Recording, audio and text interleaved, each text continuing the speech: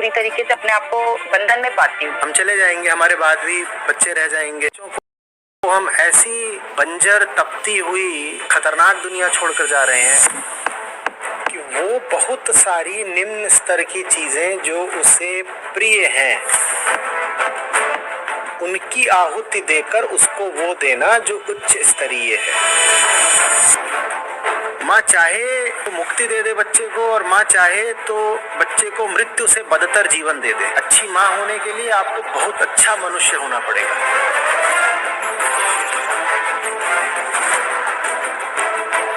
नमस्कार सर। सबसे पहले मैं आपका धन्यवाद कहना चाहती हूँ सर, मेरे जीवन में ये सुख और शांति लाने के लिए आपका बहुत बहुत धन्यवाद। और मैं भी थोड़े टाइम से आपको सुन रही हूँ, और आप कुछ बुक्स भी मैंने आपसे मतलब आपने जो लिखी है वो मैंने पढ़ी है, बट मैं जितना अपनी बुद्धि से समझ पाई वो मैं यज्ञ से रिलेटेड मेरा एक क्वेश्चन है, जिसमें आपने यज्ञ को बताया, एक बहुत महत्वपूर्ण काम बताया है कि जब हम यज्ञ में उच्चतम के लिए नीचे चीजों की बलि देते हैं, नीचे चीजों को जाना ताकि फिर हम निष्काम कर्म की ओर बढ़ पाए। जब मैंने इसके लिए अपने बारे में सोचा तो एक जीव के रूप में सोचकर और एक लड़की के रूप में सोचकर तो मैं सोच पाई कि मैं यज्ञ अपने जीवन में कैसे स्टार्ट कर सकती हूँ। लेकिन क्योंकि मेरी आइडेंटिफिकेशन पूरी तरीके से एक माँ की है, मैं बहुत ज्यादा उसमें इन्वॉल्व रहती हूँ एक माँ के रूप में, तो मेरे बहुत सारे जो पूरे दिन के काम है वो एक माँ से रिलेटेड ज्यादा होते हैं।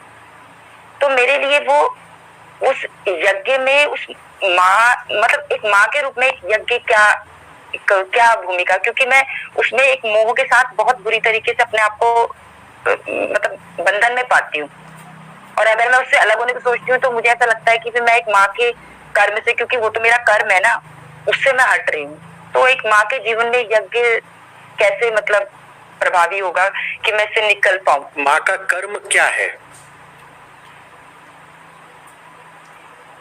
माँ का कर्म अपने बच्चे को एक सही शिक्षा देना, और उसको, और अभी तक तो हमारा ये था कि बच्चे को अच्छी शिक्षा देना, उसको एक अच्छा रहन सहन, बट आपके साथ जुड़ के मुझे ये पता चला कि ये नहीं है। माँ का है कि मैं उसको, उस बच्चे को भी मुक्ति की ओर ले जा पाऊँ। मुक्ति चलिए बहुत आगे की बात है, अभी बच्चा है छोटा, तो अभी हम है ना मुक्ति उसके लिए। माँ का जो धर्म है वो है अपने बच्चे को हर तरीके से ऊंचाई देना, ठीक है। शारीरिक तो उसकी देखभाल आप करते ही हैं, आप माँ हैं तो उसके खाना पीना और बाकी सेहत की चीजें आप देखते ही हैं, और साथ में जो उसका मन है जिससे मनुष्य के जीवन का निर्धारण होता है उसका ख्याल करना, यही माँ होने के नाते, अगर माँ की आइडेंटिटी की ही बात कर रहे हैं हम, तो माँ होने के नाते यही धर्म होता है ना आपका। तो अगर हमारा धर्म है बच्चे को तन और मन दोनों ही तलों पर जो ऊंचे से ऊंचा है वो देना, तो अब आप ही बताइए यज्ञ क्या हुआ? यज्ञ मेरे हिसाब से यही हुआ कि फिर उसके साथ मतलब उसकी कई इच्छाओं को उस तरीके से पूरा नहीं करना जो उसको लग रहा है सही है और जो मुझे लग रहा है सही है। यज्ञ ये हुआ कि वो बहुत सारी निम्न स्तर की चीजें जो उसे प्रिय हैं उनकी आहुति देकर उसको वो देना जो उच्च स्तरीय है, ये यज्ञ हुआ।